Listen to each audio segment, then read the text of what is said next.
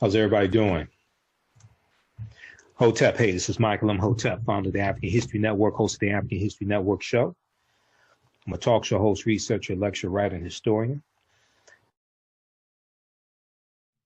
So it is Thursday, January 9th, 2020, and we are live. And I wanted to deal with this topic. I ran out of time on my Sunday night show, the January 5th, 2020 edition of the African History Network show on 9:10 a.m. Superstation WFDF, when we broadcast here on Facebook Live also. I touched on this topic a little bit, but there was more information that I had that did not get a chance to get to. So everybody share this broadcast on your Facebook page. Invite your friends to tune in, and African American business owners post the name of your business here on the thread of the broadcast. We'll let you know how you can advertise with the African History Network. So every New Year's Day, and you may have done this past New Year's Day, right? In African American households, they eat black-eyed peas. And I remember when I was a kid, my mother would cook black-eyed peas for New Year's Day, and it was a tradition. And she said it's to bring good luck for the new year, right? So it was something that we did, but I didn't know why we did it. Besides my mother singing, oh, we're going to eat black-eyed peas, right? But I didn't know why we did it. But there's a tradition behind this. So I want to talk about this. Why do African Americans eat black-eyed peas on New Year's Day? And then also in doing research on this topic, I came across additional information dealing with American foods that we did not know that were actually African foods, okay?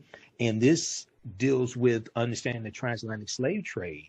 And during the transatlantic slave trade, it was not just Africans who were brought from Africa, but it was also food brought from Africa to America, which also changes America and changes the palates, changes the taste of white Americans as well. All right. Okay. So how's everybody doing? Share this broadcast on Facebook page. Then also follow us here on the Facebook fan page, The African History Network, The African History Network. And on our YouTube channel, Michael Imhotep, IMHOTEP. And you can donate to the African History Network as well, paypal.me/the AHN show. And then also on Cash App, $, the AHN show on Cash App. All right. So one of the first articles I saw dealing with this for 2020 was from the Columbus Dispatch, okay, dispatch.com. Black-eyed peas reach deep into African-American tradition. Black-eyed peas reach deep into African-American tradition. And I've been looking at articles from the LA Times, Washington Post, Atlanta Journal-Constitution. There have been a number of articles written about this tradition. Also, blackpast.org has an extensive article dealing with African foods. How do they put it? Transatlantic food migration, the African culinary influence on the cuisine of the Americas. It's a very deep, it's like 8 or 9 pages, very deep article, which deals with how African slaves, because they're the ones cooking the food, and because there are also foods brought from Africa, African slaves are changing the taste of their slave masters, okay? Not just the foods that they're cooking and foods they're bringing from Africa, but also the spices, the way they season the food as well. And we see this also in fried chicken. Okay, so there's a deep history behind all of this. All right, so if we look at this article from the Columbus Dispatch, and let me pin this information here also. Okay, if we look at this article from the Columbus Dispatch, it talks about black-eyed peas reach deep into African American tradition. And one of the things it talks about in the article is the first big meal of the new year with a pot of black-eyed peas at its center is deeply entwined with African American culture. Now, Jessica B. Harris is a food historian, and she was also cited in an article I read from National Geographic dealing with African foods that we thought were American foods. But food historian Jessica B. Harris said, eating black-eyed peas on New Year's Day has been done by Black Americans to ensure good luck in the incoming year. And she fondly recalled attending the lively New Year's Day party Maya Angelou held at her home in Harlem, New York, where Black Eyed Peas were served. Jessica B. Harris said, this tradition carries over from the Black American community into the general Southern community in many places and persists in the North as well as a result of the Great Migration. So the Great Migration is going to change this country. And it's important to understand the Great Migration is basically from 1915 to about 1970. 6 million African Americans migrate from the South up north and out west. Prior to the Great Migration, basically 90% of African Americans lived in the South as a legacy of slavery, 246 years of slavery. Okay, so Black Eyed Peas were domesticated in West Africa and carried to the South and the Caribbean in the era of slavery. Food historian Jessica B. Harris said, dried legumes were looked down on as a poor man's food, but the economic scarcities of the Civil War severely impacted the diets of both enslaved Africans and white Southerners. So when we look at the Civil War, 1861 to 1865, the South is going to be destroyed because of the Civil War. Plantations set on fire, bridges knocked out, all different types of things like this. The South is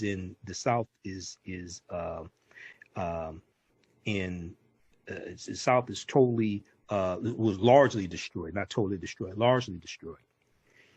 This is why you need a reconstruction to reconstruct the South. But one thing that oftentimes is not focused on, when we look at what's known as the Freedmen's Bureau, the Bureau of Freedmen, the U.S. Bureau of Freedmen, Refugees, and Abandoned Lands, we know they were providing services to the formerly enslaved Africans, the Black freedmen. They were helping them find lost loved ones and put the family back together. They were helping them get married. They were helping them do things like they were helping them put money in banks, all different types of things like this. But the Freedmen's Bureau was also helping destitute white people, because a lot of poor whites were, you have poor whites who worked on plantations. They may have been overseers, things like this. Well, when the plantations are destroyed, what have you, the enslaved Africans are set free. They're out of jobs. So you had a lot of poor, destitute white people as well. If you watch the original Roots, came out in 1977, Roots, Alex Haley's Roots. In the later episodes, after slavery ends, there was the fictitious white family of George. They called him White George because they had a George who was the son of Chicken George, and then the other George, they call him White George and his wife, and they were destitute. And he comes to George's house. These are the Black people are former slaves, and he's begging for food. And then while he's sitting there eating, he says, his wife was outside, she's pregnant, so the former slaves bring them in and feed them also, right? You had a lot of destitute white people that oftentimes are not talked about. So the Black Eyed Peas were domesticated in West Africa and carried to the South and the Caribbean in the era of slavery. Dried legumes were looked down on as poor man's food, but the economic scarcities of the Civil War severely impacted the diets of both enslaved Africans and white Southerners. Black Eyed Peas became more common, and it is said people considered themselves fortunate to eat them during a time rife with food insecurity. Okay, so because of a time of poverty, people going hungry, things like this, you had people who consider themselves fortunate to be able to have Black Eyed Peas, but Black Eyed Peas are coming from West Africa. Black Eyed Peas are an African food. Though, so they talked about, previously in the article, they talked about Mashama Bailey. And Mashama Bailey is a chef. And about 10 years ago, Mashama Bailey asked her maternal grandmother, Geneva West of Forsyth, Georgia, to serve Black Eyed Peas with ham hocks and collard greens on New Year's Eve. Mashama Bailey was returning to New York City where she lived and wanted to have that symbolic meal before she left that day.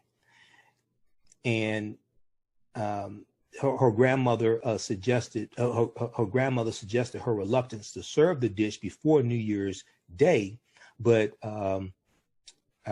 Geneva West ultimately agreed. Okay, so though Bailey's family uses ham hocks in its black-eyed peas, she opts for a vegan approach that produces a clean, pure pea flavor, PEA. It also allows her version to be enjoyed by those who don't eat meat. Okay, so I don't eat meat. So when I cook black-eyed peas, I ain't have black-eyed peas New Year's Day. I guess I need to have some, right? But I don't put meat in it, okay? But putting ham hocks in it, that's something, I guess, that we get from slavery, all right? Some of us are vegans or vegetarians and don't mess with meat. So we see this tradition practiced by African Americans across the country, not just in the South, across the country on New Year's Day, and there are variations of it also. So Atlanta Journal-Constitution has an article because some people eat collard greens along with black-eyed peas. Also, some people eat cornbread. Okay, and eating peas is eating round food. The different types of peas is associated with coins, which is money. Eating cornbread, corn is yellow, is associated with gold. Okay, so both of these deal with prosperity. So Atlanta Journal-Constitution has an article. This is why we eat black-eyed peas on New Year's Day. This is why we eat black-eyed peas on New Year's Day, from Stephanie Toone, Toone. This is from December 31st, 2019. And in this article, they talk to, they reference researcher John Egerton, who wrote the book Southern Food at Home, on the Road, in History. And the article says a few culinary experts have some clues how this tradition came to be, talking about eating black-eyed peas and collard greens, okay, on New Year's Day. And we see this a lot in the South, and as Southerners migrate throughout the United States, they take this with them. And John Egerton said black-eyed peas are associated with a, quote, mystical and mythical power to bring good luck, end quote. So when I look at different sources for this, black-eyed peas are associated with prosperity and good luck. Now, according to a report by Southern Living, the black-eyed peas have that lucky reputation reaching all the way back to 500 AD as a part of the Jewish holiday of Rosh Hashanah, which is the Jewish New Year.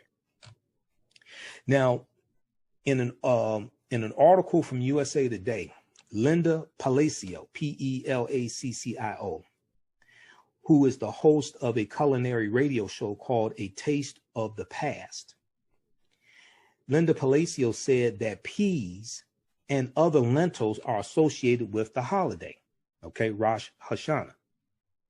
Eating them along with collards with their green color represent a financially prosperous new year.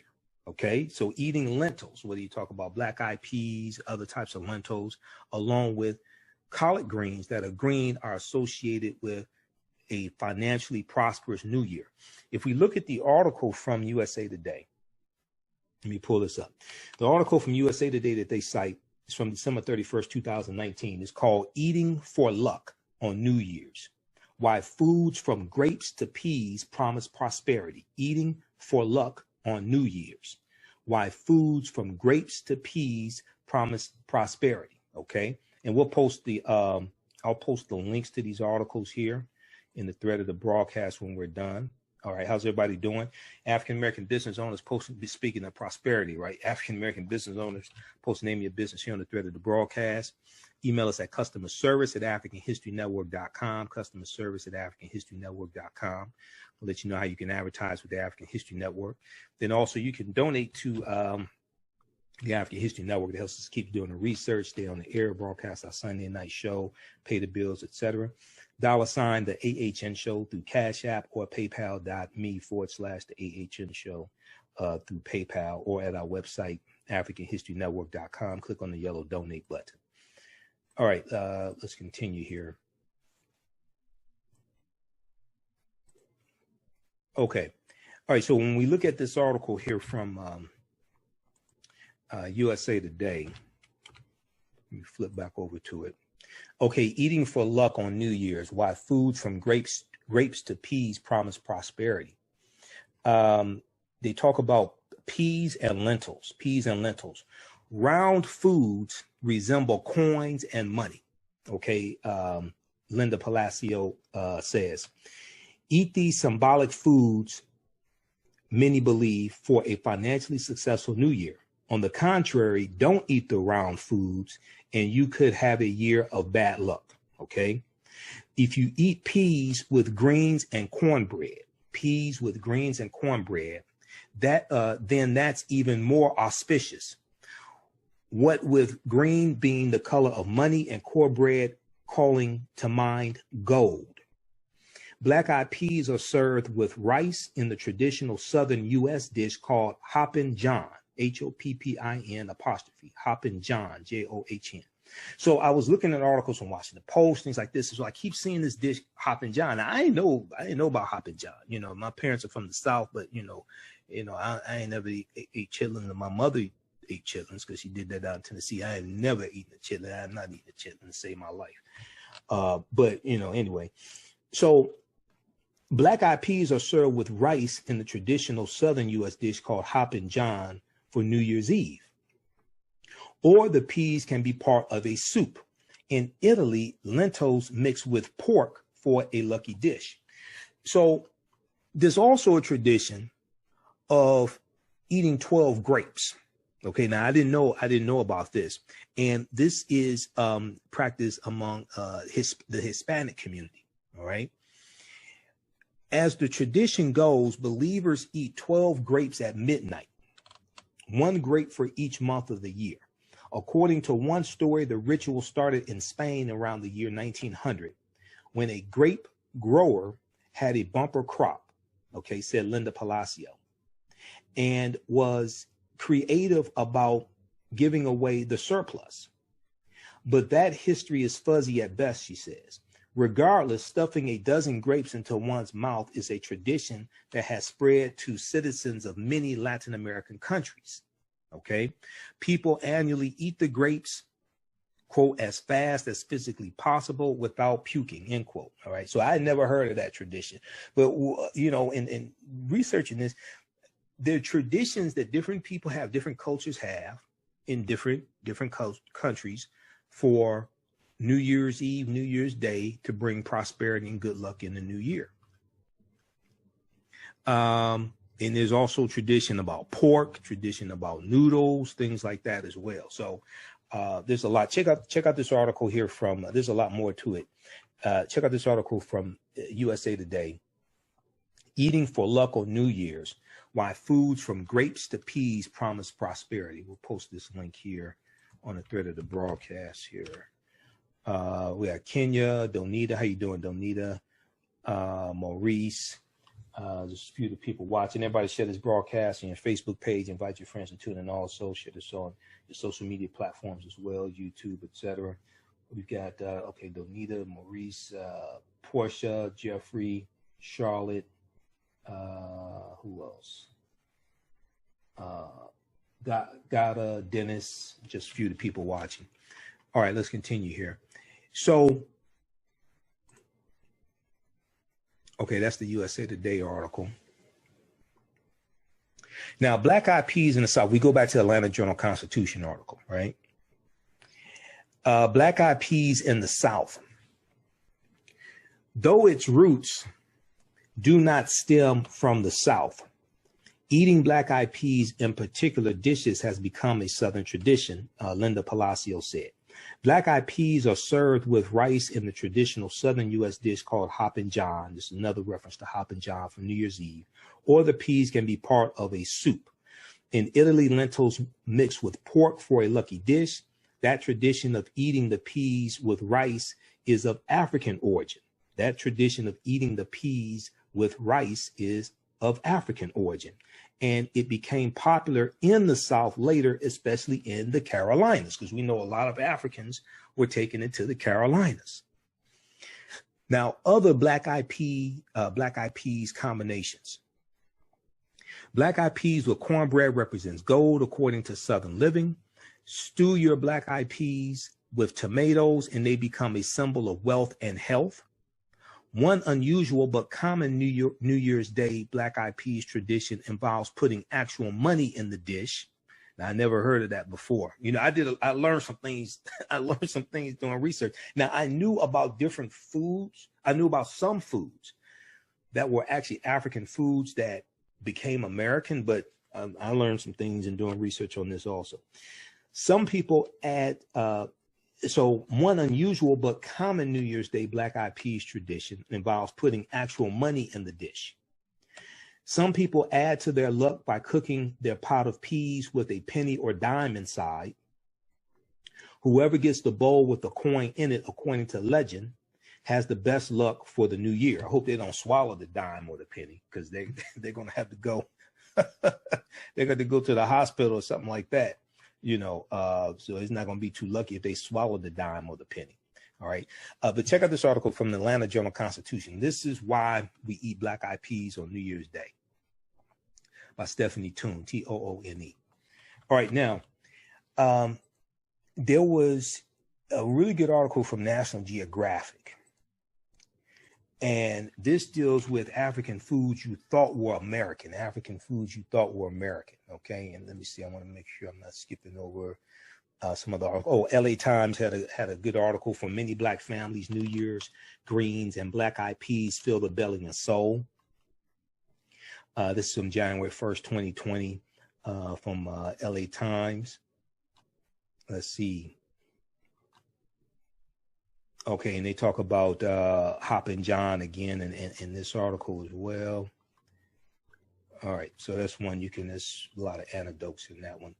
But this one from National Geographic is a really good historical article. 5 African foods you thought were American. 5 African foods you thought were American. It's likely that something you ate or drank today was first brought to North America by slaves. Now, this is from September 21st, 2016 by Catherine Zuckerman.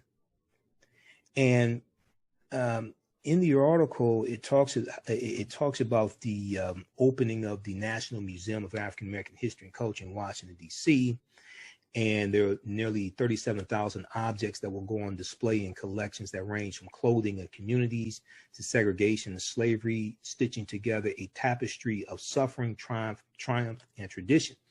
Some of these artifacts, like an oyster basket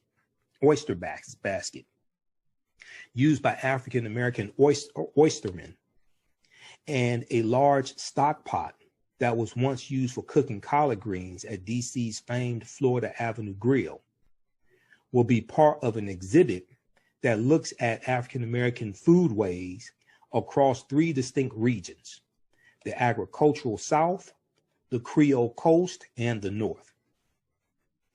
The museum's restaurant, Sweet Home Cafe, will focus on ingredients and dishes specific to these regions, plus one more region called the Western Range, with offerings like shrimp and grits, the Creole Coast, buttermilk fried chicken, agricultural South, oyster pan roast in the North, and son of a gun stew in the Western Range.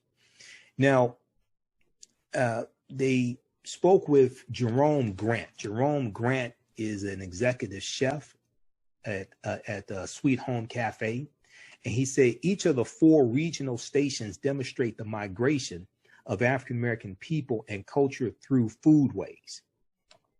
Indeed, many of the fruits, vegetables, and legumes we now take for granted came to the United States from Africa through the transatlantic slave trade.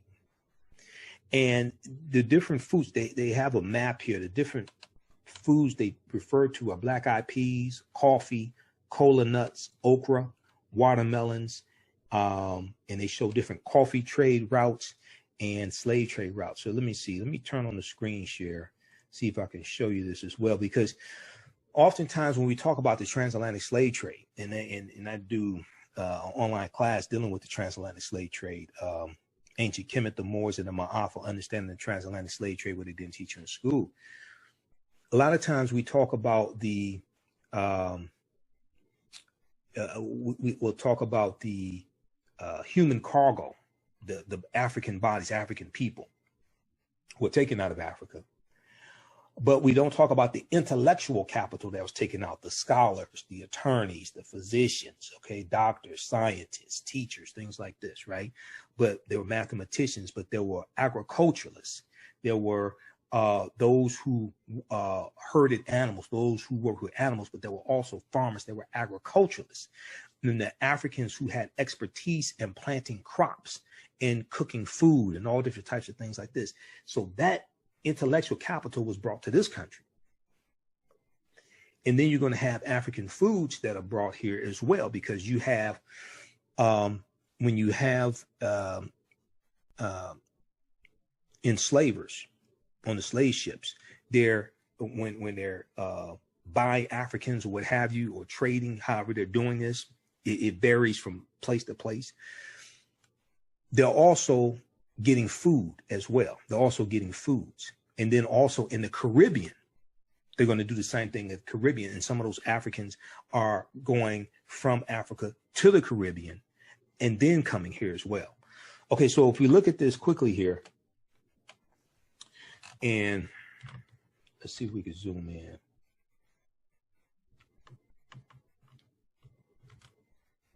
Okay, African food routes to North America.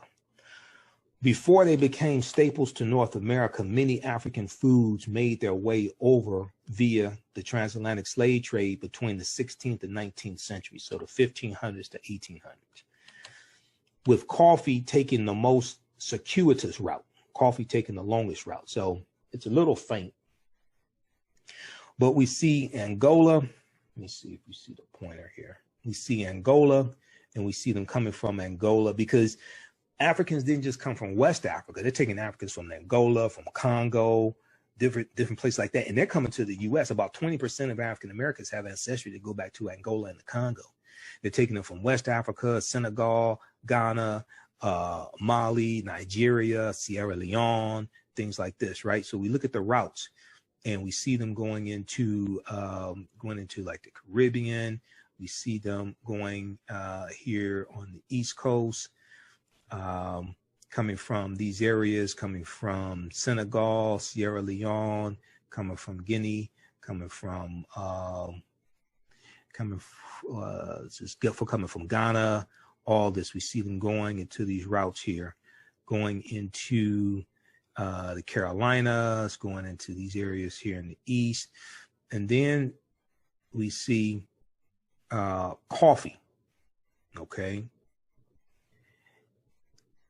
We see coffee coming from, looks like Ethiopia, and then going through Europe, coming to the East Coast. I'm not exactly sure where that is on the East Coast, what state that is, what colony then state.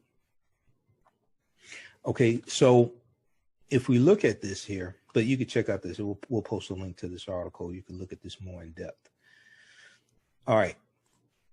So if we look at this, among the most important of these, says African-American foodways author and scholar Jessica B. Harris, once again, Jessica B. Harris, who was cited in the article from the Columbus Dispatch. Among the most important of these, says African-American foodways author and scholar Jessica B. Harris, whose research helped shape the Sweet Home Cafe menu, are black-eyed peas, okra, watermelon, cola nuts, and coffee. Now, UCLA professor of geography Judith Carney, C-A-R-N-E-Y, agrees. In her book, In the Shadow of Slavery, Africa's Botanical Legacy in the Atlantic World, B-O-T-A-N-I-C-A-L, botanical, dealing with flowers, plants, things like this. Judith Carney in her book outlines the origins and trajectories of each of Africa's major native crops that were brought over to the U.S. on slave ships. She said the story of African crops is little known and poorly understood. To look at these plants is to engage the organization of the slave trade as corridors for the diffusion of African plants to the Americas. To look at these plants is to engage the organization of the slave trade as corridors for the diffusion of African plants to the Americas, end quote. Now, the article goes on to say, after all, how often do we consider when selecting the ripest melon for our summer fruit salad or ordering a cafe latte with breakfast, that these things originated and flourished on a completely different continent? Even more important, how often do we consider that it was an enslaved population that brought them here? Now, it doesn't help that white Southern chefs often receive credit for showcasing certain quote unquote heritage food on their menus without noting that they're actually native to Africa. So then they give an example of Paula Deen. Now we remember Paula Deen, the Southern cooking, comfort food, Southern cooking chef, right? And I think she had a TV show. You would see her on TV shows. And then in 2013, she admitted to using racial slurs, right?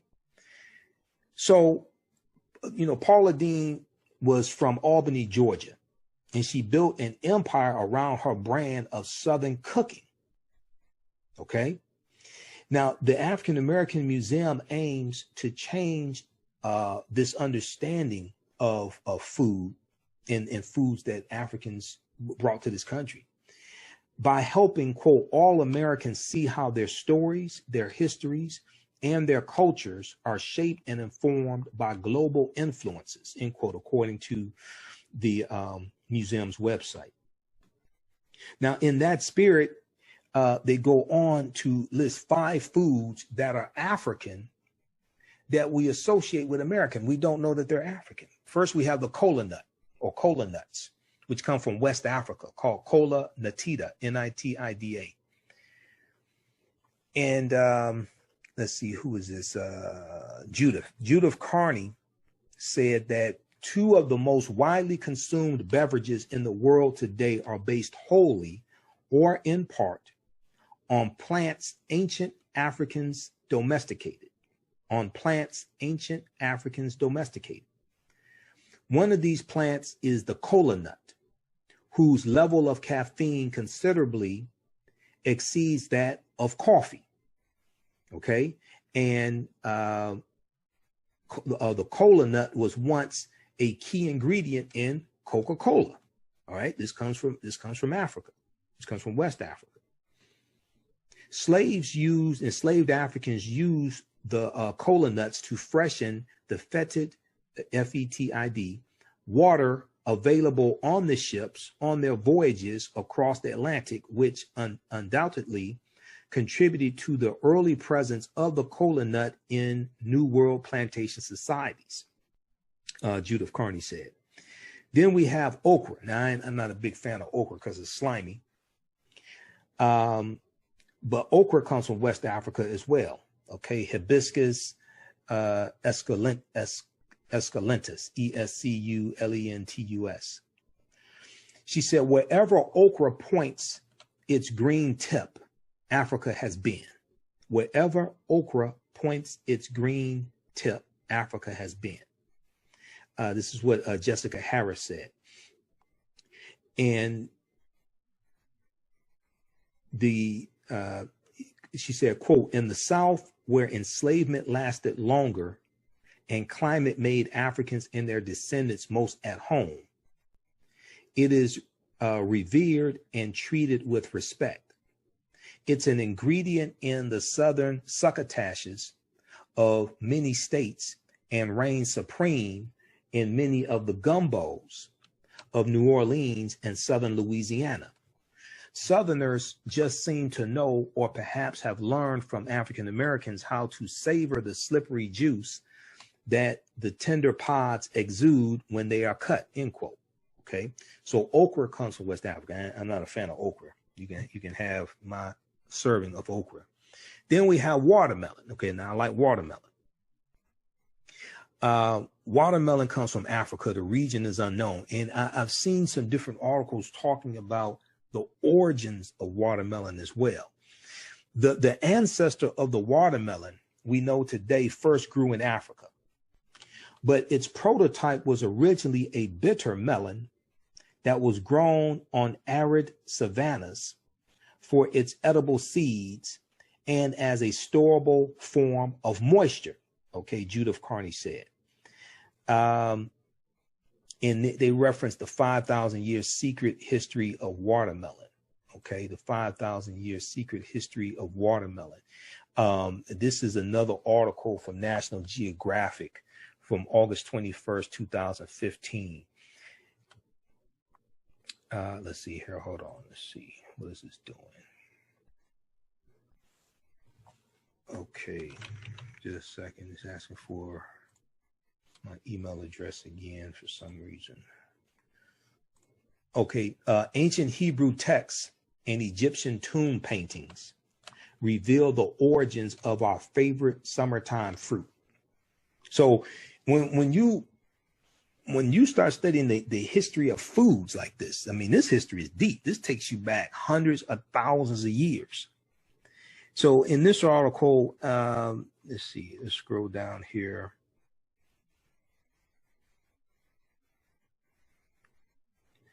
All right, so they talk about a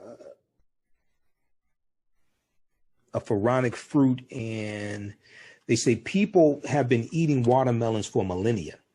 We know this because archaeologists found watermelon seeds along with the remnants of other fruits at a 5,000-year-old settlement in Libya. Okay, so 5,000 years ago, Libya was black. All right, for people that don't know. Seeds as well as paintings of watermelons also have been discovered in Egyptian tombs built more than 4,000 years ago, including King Tut's. Okay, one tomb painting in particular stands out. The watermelon depicted in the image is not round like the wild fruit.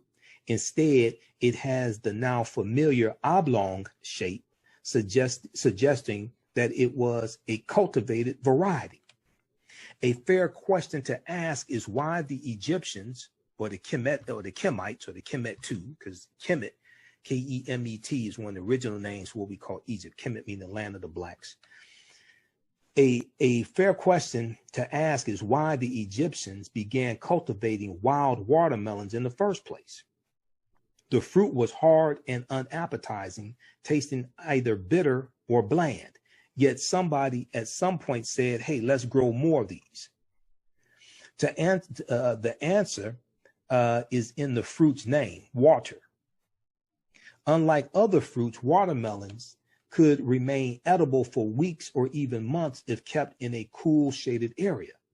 A National Geographic correspondent visiting Sudan in 1924 saw watermelons being collected and stored this way during the dry season, when they would be periodically pummeled to extract their water. Okay, and then they cite who is this? Paris, last name Paris, Harry Paris. Okay, Harry Paris is a horticulturalist at the agricultural research organization in Israel. And Harry Paris has spent years assembling clues, including ancient Hebrew texts, artifacts in Egyptian tombs, and medieval illustrations that have enabled him to chronicle the watermelon's astonishing 5,000-year transformation. So there's a deep history behind these foods. So when I did a video, I think I'm gonna have to do it again because it was on my old laptop, and this laptop has a much better camera on it. I did a video dealing with how watermelons became a racist trope, how watermelons became negative for African Americans, because for some African Americans during slavery, we would plant watermelons and we were allowed to plant watermelons. And for some of us, we could sell them and make some money, even during slavery. We may be enslaved, but we can still plant watermelons and either share what we, for some of us, we could sell the watermelons, make some money, share some of the money with the slave owner, what have you. But after slavery ends, when you're going to have black freedmen, former slaves who own land, watermelon was one of the crops that we grew because we had experience growing watermelon, and this experience growing watermelon is ancient.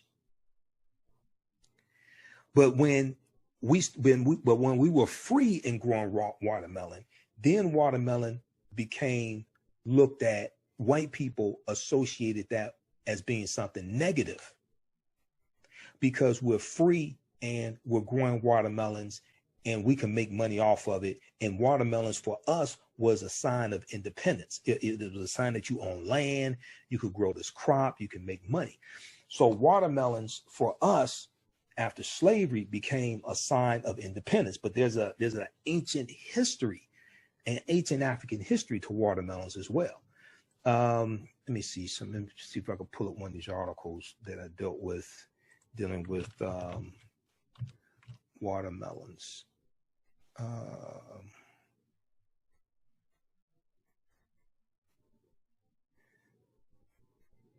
Yeah, the Atlantic.com has a good article, How Watermelons Became a Racist Trope.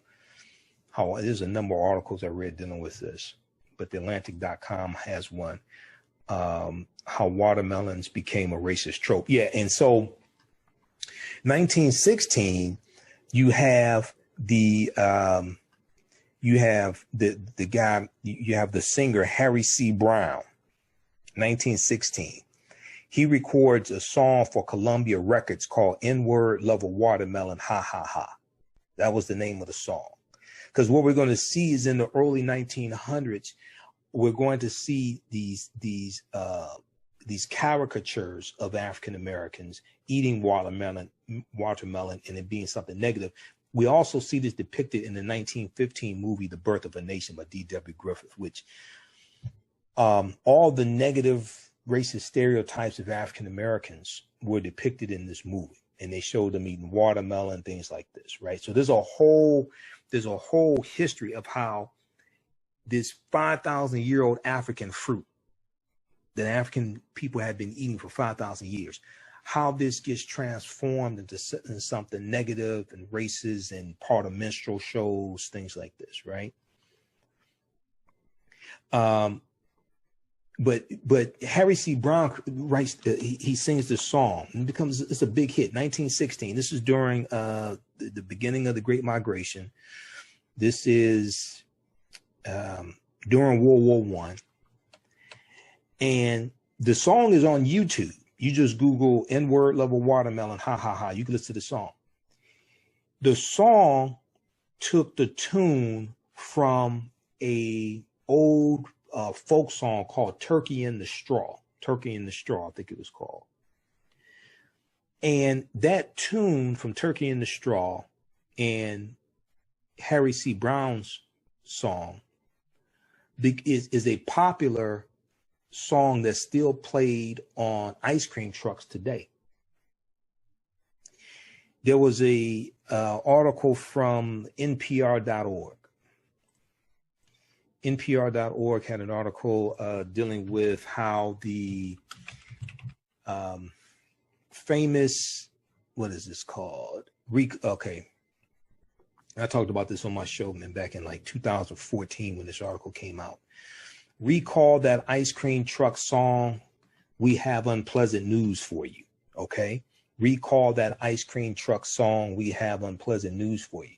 So then it goes into this history of going from the minstrel shows in the late 1800s to the ice cream trucks in the early 1900s, from the minstrel shows to the ice cream parlors to the ice cream trucks going into people's neighborhoods, playing music from a previous generation, right? And tapping into that nostalgia and playing music associated with minstrel shows. All right, there's a deep history behind all of this stuff. Let me see. Let's pull this up on other computers, see if we can play this song here. So when you hear, this song on the ice cream truck, right? You know what's going on. Let's see here. Let's pull this up. But also if you go on YouTube, and because like in a couple of my lectures, I played some of this song. N-word level watermelon, ha ha ha.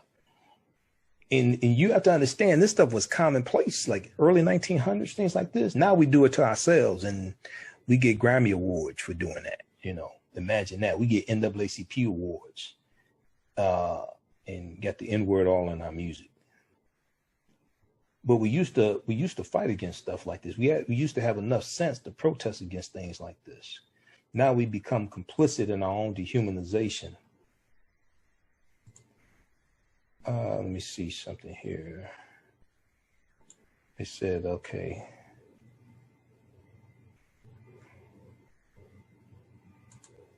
Let me see if I can pull it up.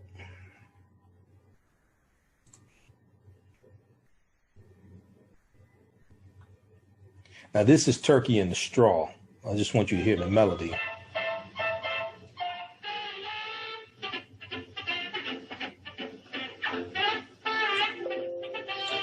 You've all heard that song.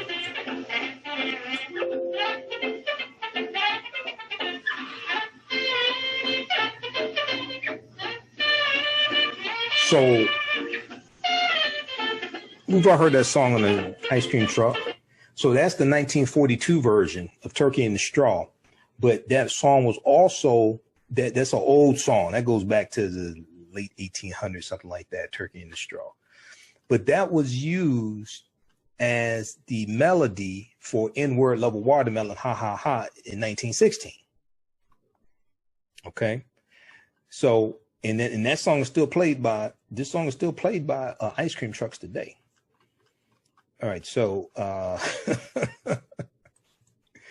and this ties into the history of the minstrel shows in this country. All right. So, what you do for yourself, what you do to yourself, and what you allow other people to do to you and get away with is based upon what you think about yourself. What you think about yourself is based upon what you've been taught about yourself. What you've been taught about yourself is based upon everything you've read, heard, and seen about yourself.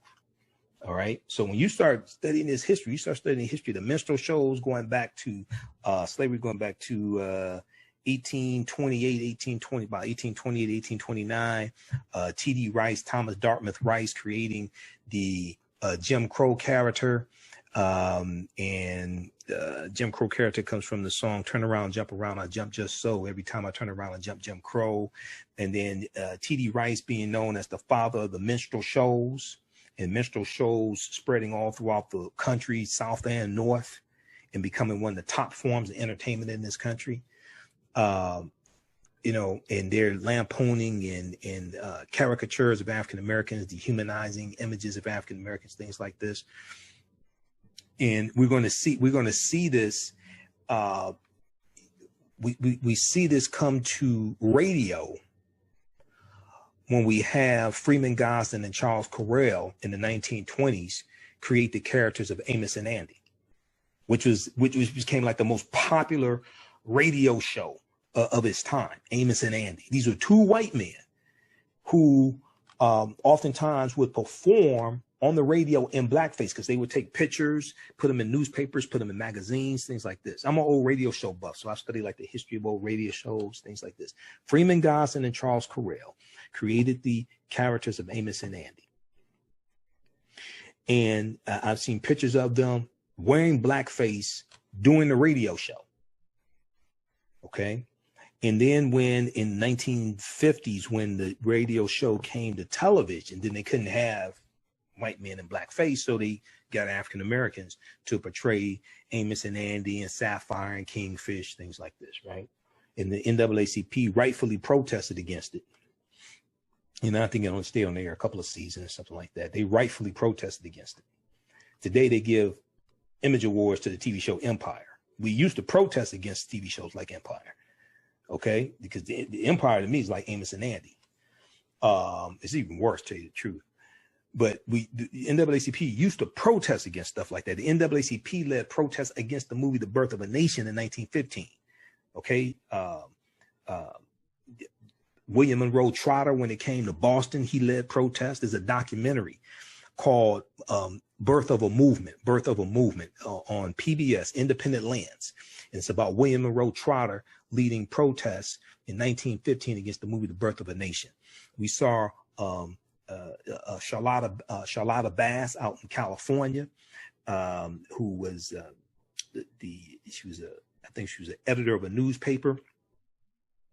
And she was a member of the NAACP. Out there, they're leading protests all across the country. We're leading protests against this movie, because this movie called Race Riots in the Streets. And if you understand the movie The Birth of a Nation, it was based upon a novel called The Klansman by Reverend Thomas Dixon.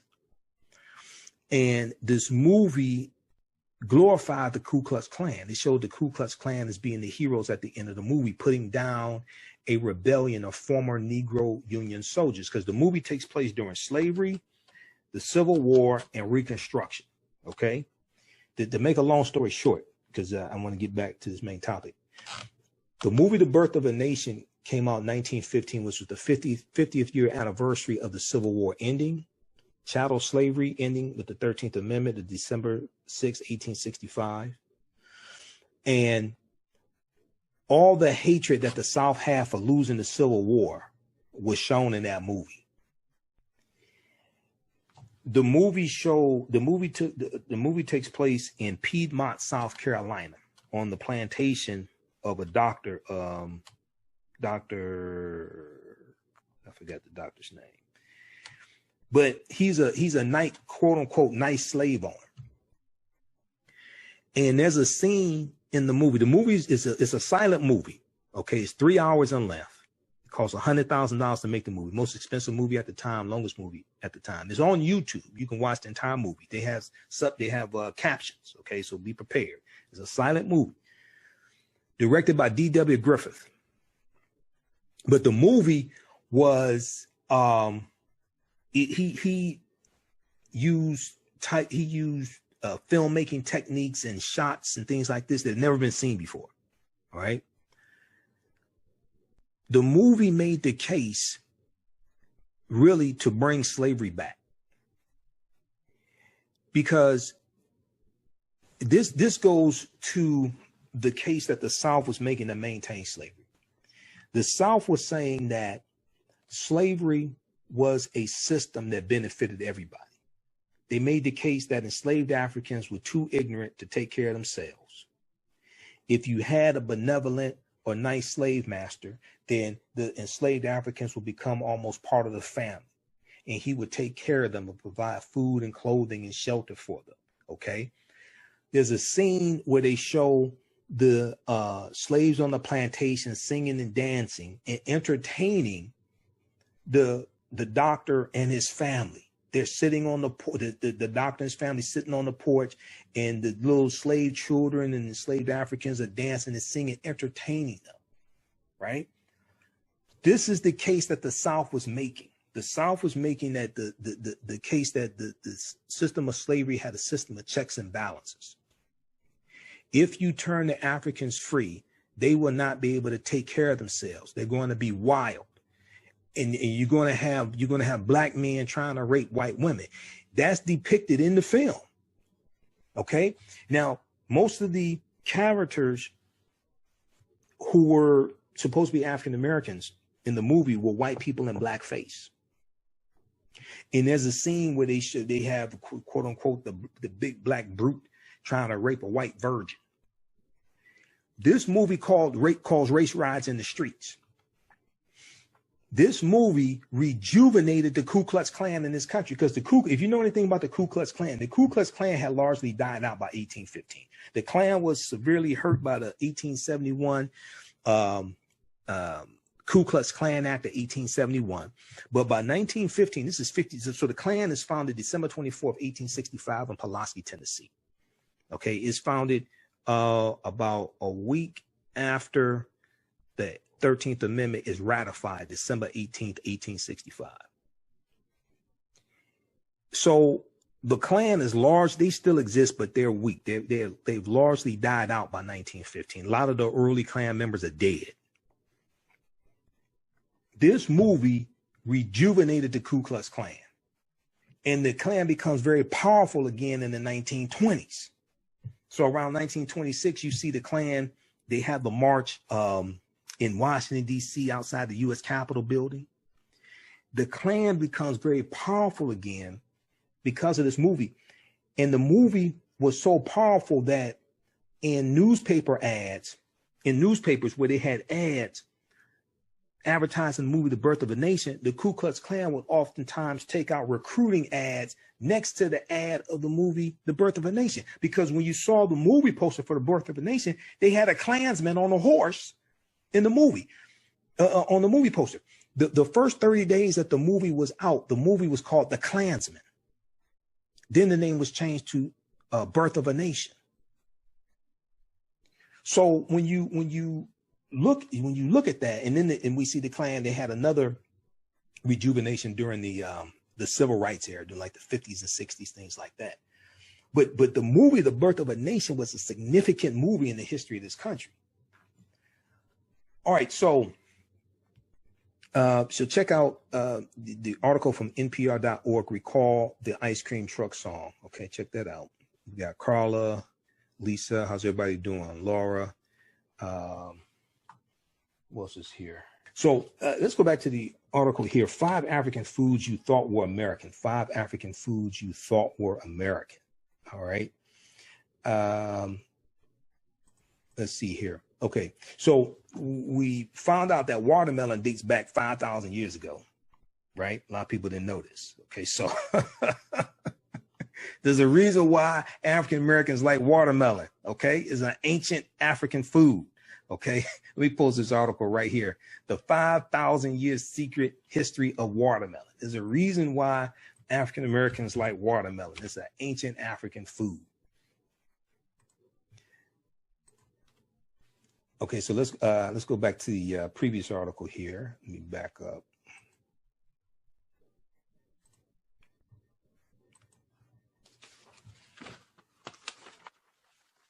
All right, so we've talked about cola nuts, we talked about okra, and then a watermelon also. Okay, so when we look at okay, now scholars debate exactly. Scholars debate where exactly on the continent watermelon came from, but it was cultivated widely in ancient Egypt, ancient Kemet, where it was buried in pharaohs' tombs to provide hydration for their journeys to the afterlife. So when we look at black-eyed peas, also known as cowpeas, C-O-W-P-E-A-S, we find cowpeas coming from Central and Southern Africa. Now, black-eyed peas, cowpeas are high in protein with leaves that are rich in minerals. Black-eyed peas grow quickly, suppress weeds, and improve yields of other crops. The legumes were used as a provision on slave ships and later also used to feed livestock in the U.S., hence the alternate name cowpea, C-O-W-P-E-A, cowpea. Black-eyed or cowpeas. Black-eyed peas are associated now with New Year's Day in the American South and are a key ingredient in Hoppin' John, a dish made with greens and pork that symbolizes good luck. So I read a number of articles that talked about this Hoppin' John, because I had never heard of Hoppin' John before now. I haven't had meeting going on like 12 years. Let's see, been veteran since 2005, 2015 years. Okay, so I had never heard of Hoppin' John. Now we look at coffee, okay? Coffea arabica. okay, which comes from Ethiopia. Many people associate coffee with South America, but, quote, Ethiopia is the birthplace of the world's premier coffee, said Judith Carney. Legend has it that a goat herder named Kalbi, Kalbi, discovered it when his herd became particularly boisterous after eating berries from a tree.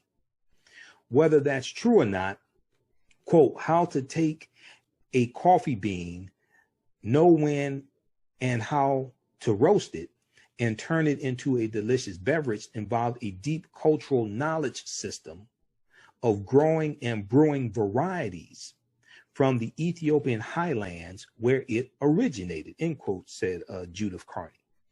Now, when Europeans reached East Africa, Yemen, Saudi Arabia, and the Emirates in the 16th century, they encountered coffee houses and culture around the drink. But given the racial prejudice against Africans honed during the transatlantic slave trade, and the fact that coffee had become so central to Muslim culture, Europeans attributed the art of making the drink and the profusion of coffee houses to Muslim societies. Now, Judith Carney says in her book, quote, the popular image of Africa today is of a hungry continent. Yet it's because of African crops and enslaved Africans enslaved agricultural practices that we eat what and how we do in America. Okay, it's because of African crops and because of the agricultural practices of African slaves that we eat what and how we do in America. So this is another way that Africa has profited, that America has profited from Africa and has profited from the transatlantic slave trade. It's not just from the African bodies, it's not just from the labor, but it's also the foods from Africa that have come to America and have become American as well. Okay, so check out this article as well, 5 African foods you thought were American from National Geographic. All right, let's see who we have here. Okay, how's everybody doing? Share this broadcast. Follow us on our YouTube channel, Michael Imhotep, Imhotep. Follow us on our Facebook fan page, the African History Network. Visit our website, AfricanHistoryNetwork.com. All of my DVD lectures are there. If you like this type of information, all of my DVD lectures are at our website, AfricanHistoryNetwork.com, AfricanHistoryNetwork.com. Our latest bundle pack is the Black Migration 1619 to 2019 6-lecture bundle pack. We have it in digital download format and DVD format as well. So this on sale $45 and $50. So we just posted that link. Check that out also. And all of my, I have about 45 of my lectures at our website, AfricanHistoryNetwork.com. Okay. Listen to the African History Network show every Sunday, 9 p.m., 11 p.m. Eastern Standard Time on 9:10 a.m. the Superstation WFDF. Don't I have a voice for radio? That's what everybody tells me, right? So so this year I'm celebrating my 10th year in radio. And March 10th, 2020 will be 10 years of doing the African History Network show. And April of 2020 will be 4 years of doing the African History Network show on 9:10 a.m. the Superstation WFDF in Detroit. If you like this type of information, you can also donate to the African History Network, paypal.me/the AHN show. And also through Cash App, $ the AHN show through Cash App. We posted a link here. And at our website, AfricanHistoryNetwork.com, click on the yellow donate button as well. Okay. All right. So all of our shows are podcasted. Let's see, our January 5th, 2020 show is in audio podcast format also. So when you go to AfricanHistoryNetwork.com, click on the link, listen to podcasts. We're on 8 different podcast platforms, wherever you get your podcast from, whether it's Castbox, iTunes, Stitcher, FM player, TuneIn, radio. Just search for the African History Network show, the African History Network show. And when you go to Blog Talk, if you go to our website, click on the link listen to podcasts, it takes you to our Blog Talk Radio page, blogtalkradio.com/the African History Network show. We have about 1,000 audio podcasts there going back to 2010. Okay, so I've been doing this for a minute. All right, let's see. Let's look at some more of your comments here before we get out of here. Let's see. We got Audrey. Okay, how you doing, Audrey? Thanks for the enlightenment. We've got Laura. Okay, so it's very educational and enlightening. All right, good. This is a lot of work. Okay, we got Carla, Lisa, Nathaniel. And I'm going to have to do a separate broadcast really dealing with the history of watermelon.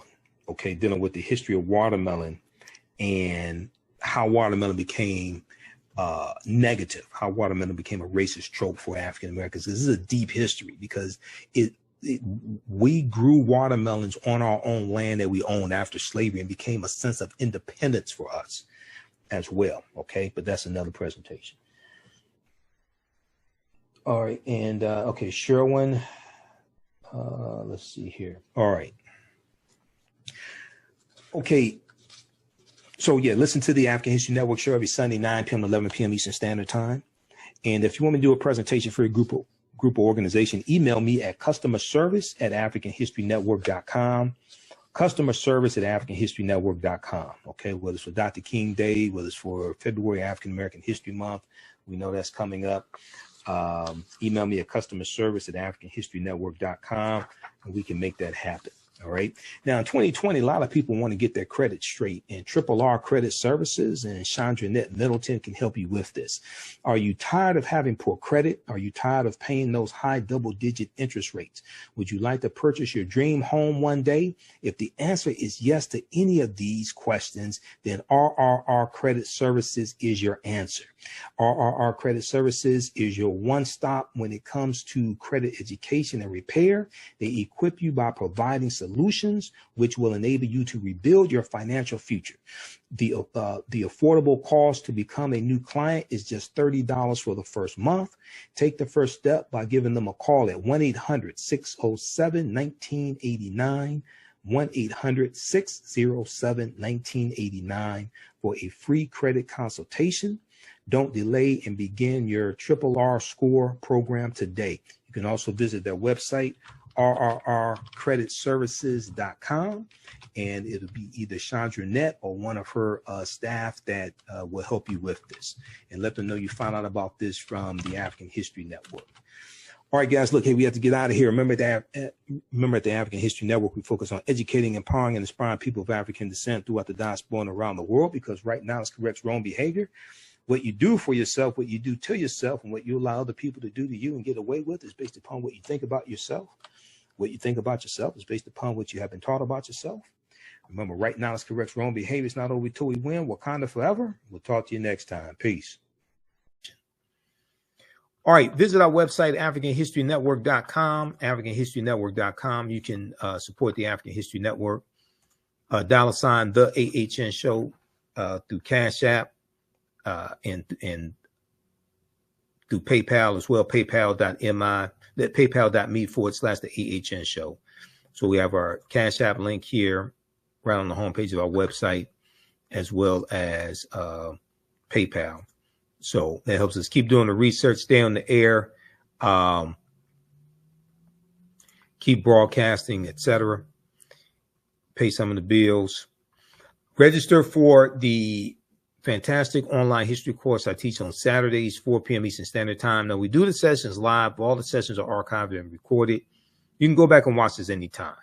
And even after the course is over with, you'll still have access to watch the class.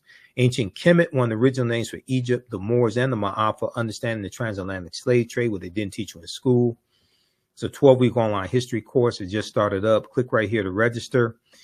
And you can do debit card or credit card or pay through PayPal. We have our class lesson plan right here as well. There are over 200 slides that we look at in the class, 80 to 100 articles, 15 books that we reference. You don't have to buy any of the books. I'll show you excerpts of the book right on the screen. the video clips that we look at, etc.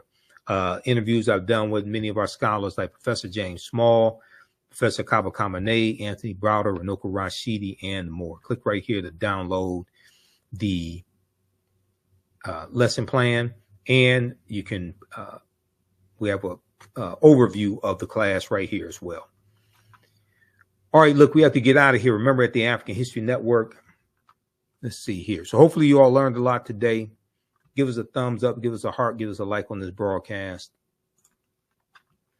Remember, at the African History Network, we focus on educating, empowering, and inspiring people of African descent throughout the diaspora and around the world, because right now it's corrects wrong behavior. What you do for yourself, what you do to yourself, and what you allow other people to do to you and get away with is based upon what you think about yourself. It's not over till we win.